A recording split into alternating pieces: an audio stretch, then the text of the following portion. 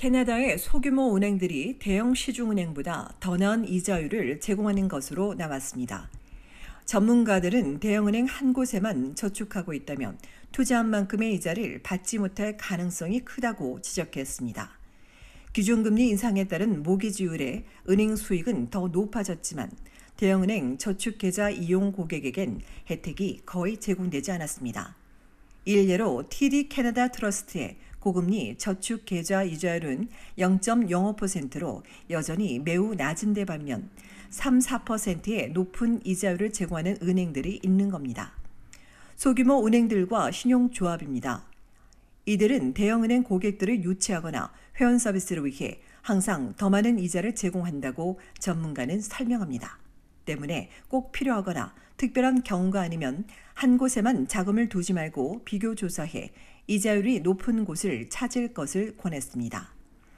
전문가는 캐나다의 저축 계좌가 일반적으로 안전한 투자처라며 1인당 10만 달러까지, 공동 개조한 경우 20만 달러까지 보장된다고 전했습니다. 토론토 스타에 따르면 저축 이자율은 제너럴 뱅크 오브 캐나다가 4.75%로 가장 높고 에퀴러블 뱅크와 홈트러스트 4.65%, 모티브 파이낸셜 4.1%, 이외 세이븐 파이낸셜 3.7%, 아웃룩 파이낸셜, 웨스트원, 뱅크 오브 캐나다 등입니다. 은행별 저축 계좌 이자율은 레이트 허브나 피스컬 에이전트, 하이 인트레스트 세이빙스 등 웹사이트를 찾아보는데 이자율을 비교할 땐 해당 은행이 캐나다 예금보험공사에 가입되어 있는지 확인해야 합니다. 신용조합은 예금 보장을 위한 자체 기관이 있습니다.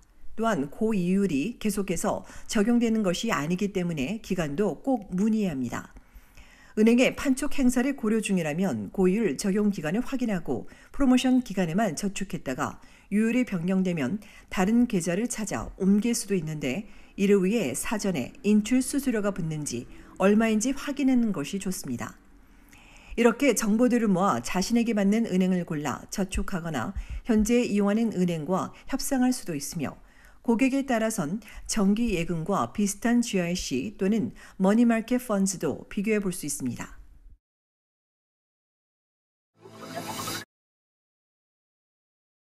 100세를 한 해 앞둔 백발의 할아버지가 CN타워 계단 오르기에 성공해 화제가 되고 있습니다.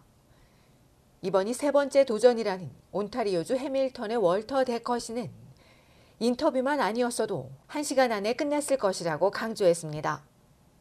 데커 씨가 계단 오르기를 시작한 건 아내를 먼저 떠나보내고 깊은 슬픔에 빠져있던 10여 년 전입니다. 슬퍼하고만 있을 수 없다는 생각에 계단을 오르면서 애도하고 도전해가며 슬픔을 극복할 수 있었다고 데커 씨는 전합니다. 그렇게 데커 씨는 일주일에 3번씩 700에서 1000개에 달하는 계단 오르기를 이어갔고 매일 아침이면 일어나자마자 30개에서 50개씩 팔굽혀 펴기를 했습니다. 그러다 91세인 2015년 자선단체 유나이티드 웨이가 주최한 클라임업 CN타워 오르기의 첫 도전 47분 만에 정상에 오르며 1,600달러를 모금하기도 했습니다. 이어 2016년에도 도전에 성공해 최고령에 등극했습니다. 이번이 세 번째인 지난 토요일에는 아들과 손자, 미국 시애틀에서 온 증손자 포함 10대 2명까지 3대가 함께 올랐습니다. 선두에선 데커 씨와 가족은 60에서 70보를 걷고 숨고르기를 하는 등 서두르지 않고 속도를 조절하면서 70분 20초 만에 1776개의 계단을 올라 정상에 우뚝 섰습니다. 서로를 지지하면서 올라왔다는 증손자는 정말 감동적이라며 할아버지가 최고의 강자라는데 의심의 여지가 없다고 전했습니다. 데코 씨의 도전으로 모인 3천여 달러는 유나이티드 웨이에 전해졌습니다. 젊은이에게도 쉽지 않은 도전이었지만 데커 씨는 다음 날에도 후유증은 전혀 없고 피곤하지도 않다고 답하며 노익장을 과시했습니다. 데커 씨는 이제 무언가 시작하려는 모두에게 오늘 해야 할 일을 내일로 미루지 말라고 강조했습니다. 코로나19로 2020년 이후 처음 열린 자선 행사엔 수천여 명이 참가했으며 모금은 목표액인 100만 달러를 넘어선 것으로 알려졌습니다.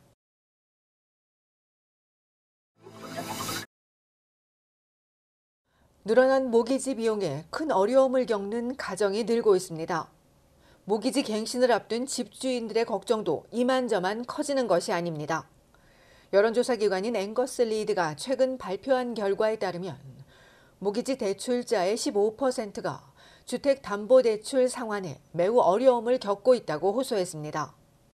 앞서 지난 3월에는 8%, 6월에는 11%였는데 석 달 새 4%포인트가 증가한 겁니다. 또한 응답자 10명 중 8명은 지금의 높은 기준금리로 인해 모기지를 갱신하게 되면 대출금 상환액이 크게 오르는 것 때문에 벌써부터 걱정이 크다고 답했습니다. 전문가에 따르면 5년 동안 매월 $2,000이던 모기지가 갱신을 하게 되면 갑자기 $4,000가 될 수 있다고 우려했습니다. 이외에도 변동 모기지 대출자는 대출금 상환 일자가 다가오면 고정 모기지 대출자보다 더 어려움을 겪고 있으며 그러나 갱신으로 인한 결과에 대해선 고정 모기지 대출자보다 걱정 수준이 낮은 것으로 나왔습니다. 이처럼 모기지 이자율이 크게 오르면서 집주인의 상환 부담이 커지는 가운데 갱신을 앞둔 집주인들은 갱신이냐 재융자냐를 두고 고민이 많은 것으로 알려졌습니다. 코로나 팬데믹 기간 동안 캐나다의 기준금리는 0.25%였으나 물가가 치솟으면서 지난해 봄부터 금리가 올라 현재는 5%까지 급등했습니다. 전문가들은 연방중앙은행이 이번 달 금리를 동결할 것으로 전망하지만 내년까지도 금리 인하 가능성은 크지 않아 갱신을 앞둔 집주인의 부담은 커질 수밖에 없습니다. 한편 중은은 오는 수요일 기준금리 인상 여부를 발표할 예정입니다.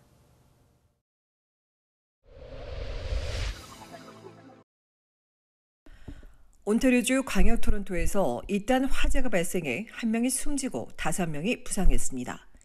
지난 토요일 아침 브램튼의 포렌트 포레스트 드라이브와 홀리부시 스트릿의 한 가정집에서 불이 나 1명이 숨지고 어린이 2명과 어른 1명은 병원으로 옮겨져 예방 조치를 받았습니다.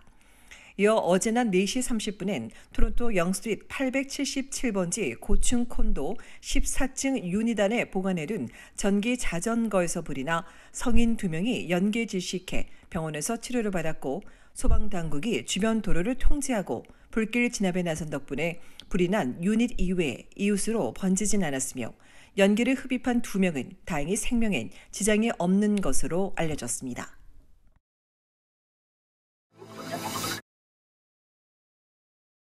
지난 주말 온타리오주 광역 토론토에서 교통사고가 잇따라 1명이 숨지고 2명이 다쳤습니다. 어제 아침 9시 30분 브램튼 퀸스트리트 이스트와 센트럴파크 드라이브에서 차량 3대가 추돌하는 사고가 발생해 여성 2명이 병원으로 급히 옮겨졌으나 중상을 입은 64세 여성이 숨지고 두 번째 여성은 경상에 그쳐 치료를 받고 있습니다.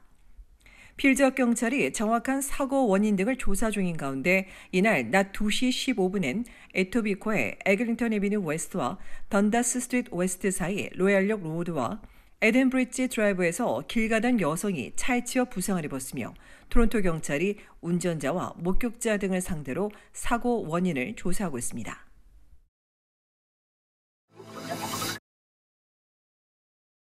이스라엘이 밤사이 가자 지구에 탱크와 보병 부대 등 지상군을 투입해 기습 작전을 펼친 가운데 어제 캐나다와 미국 등 서방 주요국 정상들은 이스라엘 지지를 천명하는 동시에 국제법을 준수하고 민간인을 보호하라고 주문했습니다. 어제 캐나다와 미국 등 서방 6개국 정상들은 이스라엘과 이들의 자기 방어권을 지지한다면서도 민간인을 보호하는 등 국제법을 준수해야 한다고 강조했습니다. 이스라엘의 지상군 투입으로 가자 지구의 민간인 인명피해가 커질 것으로 예상됨에 따라 민간인 피해를 최소화하라고 이스라엘을 압박하는 것으로 보이는데 이란도 레바논 무장 세력의 이스라엘에 대한 제한적 공격을 허용하면서 아직 전면적까진 아니지만 향후 확전이 불가피할 것이란 우려가 커지고 있습니다. 한편 하마스의 이스라엘 기습 공격에 이스라엘인 1,400여 명이 사망하고 200여 명이 인질로 잡혀갔으며 이스라엘의 가자지구 공격에 팔레스타인 4,600여 명이 사망한 것으로 알려졌습니다.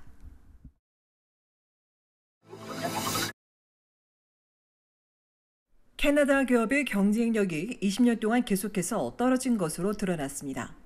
2000년부터 2020년까지 기업의 경쟁력 실태를 조사한 경쟁국은 최근 보고서를 통해 소비자 선택을 위해 서로 경쟁하는 수준을 의미하는 경쟁 강도 능력에서 캐나다 기업들은 수년간 계속 후퇴했고, 이 때문에 소비자는 가격 인하와 선택폭 확대, 혁신 촉진 등 경쟁 경제가 가져다 줄 혜택을 잃었다며 은행과 통신, 식품업계에 이르기까지 소수의 업체가 산업을 지배하도록 허용하는 경쟁법이 문제라고 지적했습니다.